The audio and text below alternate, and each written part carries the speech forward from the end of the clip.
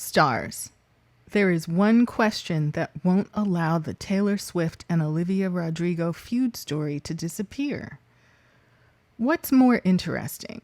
An up-and-coming pop star with one of the most exciting debuts in years, writing a scathing song about her little-known ex-boyfriend, or said up-and-coming pop star writing a scathing song about the biggest artist in the world, who she previously idolized and felt mentored by?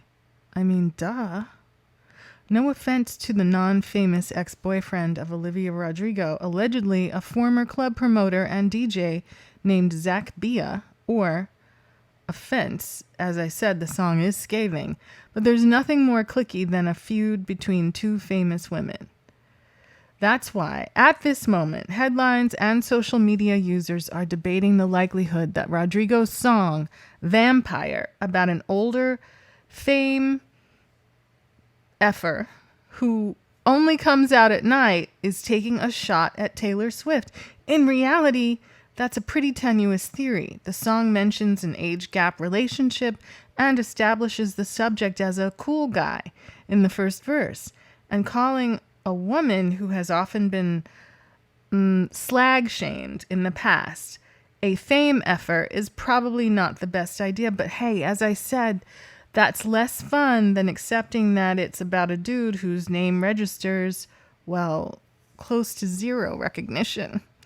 And it's not an idea that Rodrigo is willing to shut down completely. Quote, I mean, I never want to say who any of my songs are about. I've never done that before in my career and probably won't. I was very surprised when people thought that, unquote, she said in a new profile interview for The Guardian, promoting her upcoming second album called Guts. Fans are mad that she didn't just say no. But the ambiguity is a tactic that has also fared well for Swift. She has a song literally titled Dear John, and she's refused to state categorically that it is actually about a fairly famous dude she was previously linked to, whose name is, you guessed it, John. There is power and very clever marketing in keeping a song open to listener interpretation. And so, this is the latest evidence being used to drive a Swift x Rodrigo feud amongst fans and across homepages. The narrative is particularly interesting because, for a while, the pair appeared close.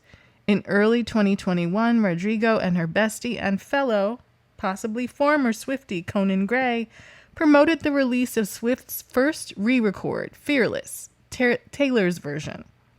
Rodrigo, who had just achieved near instant superstardom with the release of her debut hit, Driver's License, spoke often about growing up idolizing the musician, and they exchanged letters after meeting at that year's Brit Awards in London.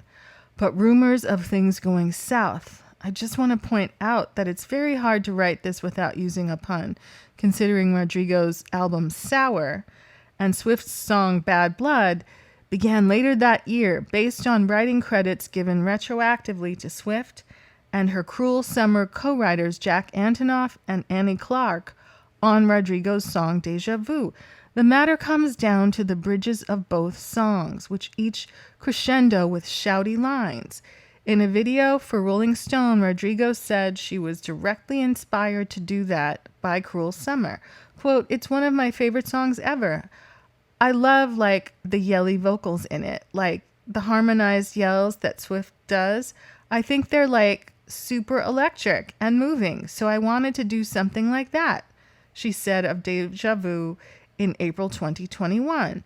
3 months later, Swift, Antonoff, and Clark were added as songwriters on the track.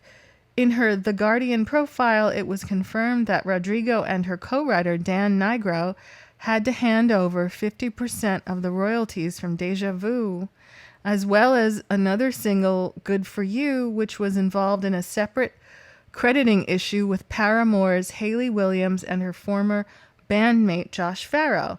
Most people would agree that having to hand over half the money from your successes over what boils down to, quote, similar vibes is a bit silly. But in recent years, the landscape of music credits has become more and more like the Wild West. In 2015, the estate of Marvin Gaye successfully sued Robin Thicke and Pharrell Williams over blurred lines, which they said copied the feel and sound of Gay's hit Got to Give It Up. Got to give it up. This decision really threw things into chaos. Suddenly, you could sue over a vibe. Recent legal decisions surrounding songs like Dua Lipa's Levitating and Ed Sheeran's Shape of You and Thinking Out Loud in 2022 and 2023 have gone ways to remedy the mess, but Rodrigo's debut predated those. Quote, I was so green as to how the music industry worked, the litigious side, unquote, she told The Guardian about the crediting. Quote, I feel like now I know so much more about the industry and I just feel better equipped in that regard. It wasn't something I thought about too much, unquote.